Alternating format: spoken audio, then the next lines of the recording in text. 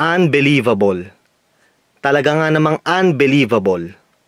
Well, unfortunately, maraming mga Pilipino ang ignorante sa kung ano ang tunay na kasaysayan noong panahon ng martial law. Maraming mga Pilipino ang hindi lubos na nakakaunawa kung ano talaga ang mga kaganapan, mga masamang kaganapan noong panahon ng diktadorya ni Ferdinand Marcos.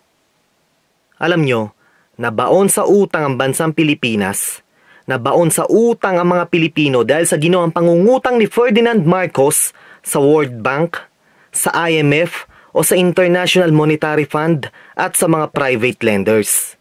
Malaking porsyento ng mga utang na ito ay napunta sa bulsa ni Marcos at ng kanyang mga cronies.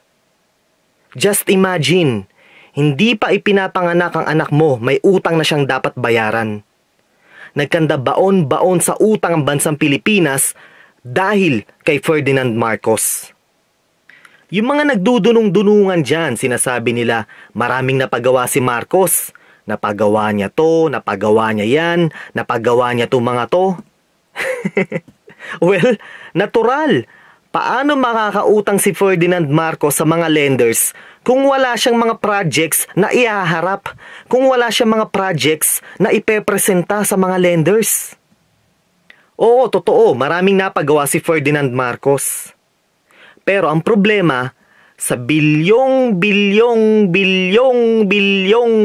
dolyares na inutang niya, malaking porsyento dito ay sa bulsa niya napunta. Yan ang problema. Kaya ang bansang Pilipinas, kaya ikaw, ako, tayong mga Pilipino ay baon sa utang. Wala tayong utang na loob sa mga Marcos. Wala tayong utang na loob kay Ferdinand Marcos. Okay? Ang totoo, si Ferdinand Marcos at ang kanyang pamilya ang dapat magpasalamat, sila ang dapat tumanaw ng utang na loob sa sambayan ng Pilipino. Okay? Ginamit nila ang mga Pilipino para sa kanilang sariling pangkapakanan. Ang bilis naman makalimot ng mga Pilipino na kung gaano kabrutal hinawakan ni Ferdinand Marcos ang sambayan ng Pilipino. Wala tayong kalayaan noong panahon ng diktadorya. Sayang lang ay pinaglaban ng nanay at tatay ko. Marami sa kanilang mga kasamahan ang nagbuwis ng buhay para sa kalayaan nating mga Pilipino. Alam nyo, napapaisip ako, magkano kaya ang ibinayad ng mga Marcos kay Duterte para i-push na ilibing si Ferdinand Marcos sa libingan ng mga bayani? Magkano kaya ano? Alam nyo, hindi ko maintindihan kung si Duterte ay retarded, abnormal, o talagang sadyang hindi niya lang alam ang kanyang pinagsasasabi.